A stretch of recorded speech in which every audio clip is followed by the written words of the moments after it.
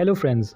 तो फाइनली वो अनाउंसमेंट हो गया जिसको हम 90s के दशक के लोग सुनने के लिए न जाने कितने सालों से बेताब थे।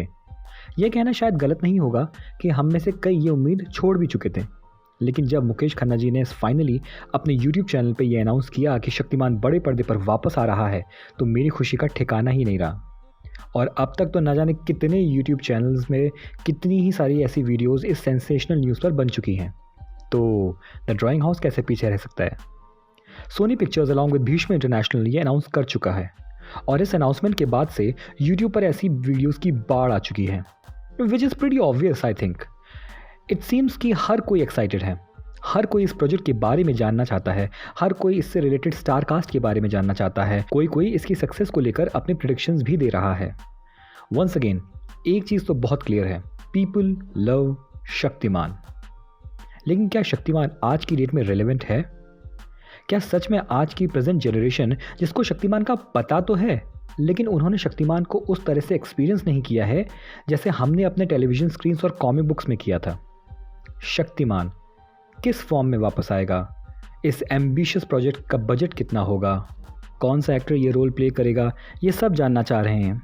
But I think one of the most important points जो कई लोग मिस आउट कर रहे हैं वो ये है कि आज की जनरेशन जो डार्कर ग्रिडियर कंटेंट को बेहद पसंद करती है, ज़्यादा रियलिस्टिक मानती है, जो बैटमैन, वोल्वरीन, डेयरडेविल जैसे कैरेक्टर्स की मूवीज़ और टेलीविज़न सीरीज़ देखकर बड़ी हो रही है, क्या वो जनरेशन शक्तिमान को समझ पाएगी? Because with Shaktimaan it's not just about the powers and looks, it's about the ethical values that comes along with it. हर 90s का किड इस बात को जानता है। Shaktimaan changed lives. बच्चे शक्तिमान को सिर्फ पसंद ही नहीं करते थे, they used to follow him. और यूट्यूब, फेसबुक और इंस्टाग्राम अगर 90 के दशक में रहे होते तो Shaktimaan would have been the biggest influencer of them all, period. बच्चे उससे इतना ज़्यादा प्रभावित थे कि मुकेश जी को अलग से एपिसोड्स बनाने पड़ते थे about what kids should do and what they should not. छोटी छोटी मगर मोटी बातें शक्तिमान का बच्चों को सिखाने का एक अनूठा तरीका था। अगर आप मुकेश सर के यूट्यूब चैनल की वीडियोस को देखें तो आपको पता चलेगा कि उन्होंने शक्तिमान को बनाने और उसकी अपील को बरकरार रखने के लिए अपने कैरेक्टर के साथ कभी समझौता नहीं किया। Some might think it as arrogance, some even might think it as old fashioned concept. मगर ये सच है कि शक्तिमान जो था, जैसा था, मुकेश सर की थॉट प्रोसेस की वजह से था। तो अब इतने सालों बाद जहाँ एक तरफ इस फिल्म की अनाउंसमेंट ने हम सभी को चौंका दिया है, खुश कर दिया है, वहीं दूसरी तरफ मेरे दिमाग में ये सवाल बार बार आ रहा है कि शक्तिमान क्या वही शक्तिमान होगा? क्या उस पुराने शक्तिमान की ज़रूरत और इम्पोर्टेंस अब रह गई है? क्या इस नई शक्तिमान में वो मॉरल और एथिकल वैल्यूज़ होंगी जो उस ज़माने के शक्तिमान के हर एपिसोड में हुआ करती थी? या बस मैं ही हूँ जो ये सब सोच रहा है? Of course people want better VFX, they want better action, they even want a better villain, but do they want a new badass Shaktimaan? या हमारा प्यारा शक्तिमान कहना भी एक पुराना, थका हुआ, बोरिंग साउंड करने वाला कॉन्सेप्ट बनकर रह गया है आज के ज़माने में? Things definitely have changed. I definitely am not against any change. I think it's a human nature to go along with the new change. मैं भी एक्साइटेड हूँ कि शक्तिमान कौन होगा, कैसा बनेगा। लेकिन मैं इक्वली ये क्वेश्चन कर रहा हूँ जो कि शायद बाकी लोग नहीं करते दिख रहे। क्या शक्तिमान आज भी चलेगा? क्या शक्तिमान आज भी रेलेवेंट होगा? और उसे रेलेवेंट और चलाने के लिए क्या उसमें नए एक्सपेरिमेंट्स किए जाएंगे, या हमको एक बार फिर वही शक्तिमान देखने को मिलेगा जिसमें मुकेश सर के कॉन्सेप्ट्स बसते हैं? Let's talk about comic books. आज का रीडर नागराज, सुपर कमांडो ध्रुव, डोगा में इंटरेस्ट ले सकता है, उनको पसंद कर सकता है, शायद और होपफुली उनका फ़ैन भी बनना चाहे।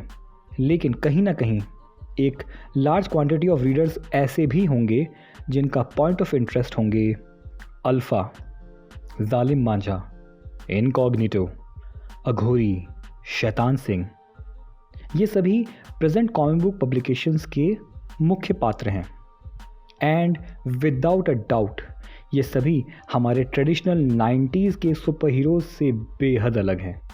इनकी लाइफ स्टोरीज़ अलग हैं, इनकी ओरिजिन स्टोरीज़ अलग हैं, इनकी थॉट प्रोसेस अलग है, इनका क्राइम से टकराने का तरीका और मकसद भी अलग है। ये सभी कैरेक्टर्स आज के ज़माने के हैं और आज के ज़माने को रियलिस्टिक दिखाने के लिए डार्कर और ग्रीडियर कंटेंट ज़्यादा प्रस्तुत किया जाता है एंड ऑफ कोर्स एक्सेप्ट किया जाता है because I agree the world has changed, the world is becoming darker and greedier. But since the world is becoming darker and greedier, मैं समझता हूँ कि शक्तिमान जैसे ऑप्टिमिस्टिक और होपफुल कैरेक्टर्स की ज़रूरत भी उतनी ही बरकरार है।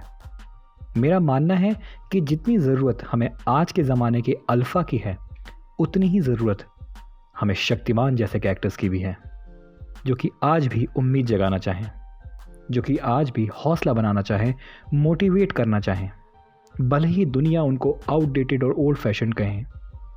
कहीं ना कहीं मुझे शक्तिमान की लाइफ फिलॉसफी सुपरमैन जैसे कैरेक्टर्स से ज़्यादा मेल खाती हुई दिखती है।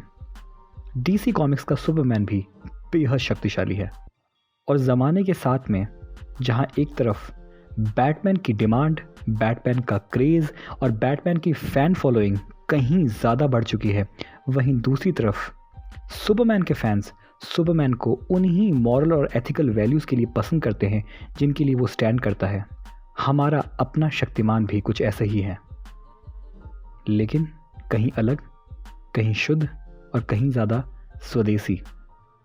मेरा मानना है कि शक्तिमान भले ही एक नए चेहरे के साथ सामने आए, नए बजट के साथ सामने आए, नए वीएफएक्स और बेहतरीन काम के साथ सामने आए, मगर इस शक्तिमान को भी अगर वैसे ही बनाया गया तो इसमें कोई रिस्क नहीं होगा। बल्कि मैं कहता हूँ कि इसमें कोई रिस्क नहीं होना चाहिए और मैं समझता हूँ कि अगर सभी चीज़ों को, ख़ास तौर से अगर कहानी को एक सही ट्रीटमेंट दिया जाएगा तो उन सभी चेंजेस को पसंद किया जाएगा and we definitely have a chance that आज की प्रेजेंट जनरेशन भी उसे पसंद करेगी। This was it guys, thank you so very much for watching this video. Like it, subscribe to the channel and share the video with others. Goodbye and God bless you.